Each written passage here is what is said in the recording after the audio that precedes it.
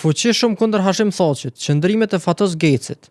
Së fundmi, deputeti vetëvendosjes Fatos Geci ka uruar burgim të përjetshëm për Hashim Thaçin, i cili po gjykohet në Hagë për veprimtarinë e tij në UÇK dhe periudhën prej vitit 1998 deri në vitin 2000. Geci po kritikohet për këtë deklaratë të tij të bërë në Kuvend të Kosovës. Por Fatos Geci nuk është i ri në qëndrimit e tij kundër Hashim Thaçit. Me 12 shkurt, deputeti vetëvendosjes ishte i vetmi që kishte votuar kundër rezolutës së gjykatës speciale, e cila kishte kaluar pasi 90 deputet tjerë votuan pro.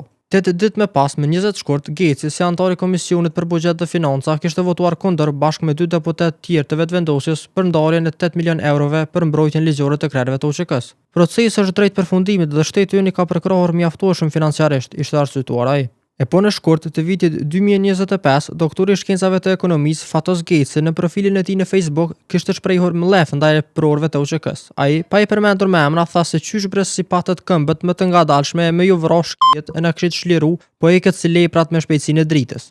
Tutin e postim ai kritikonte pastaj fryrjen e listave të veteranëve.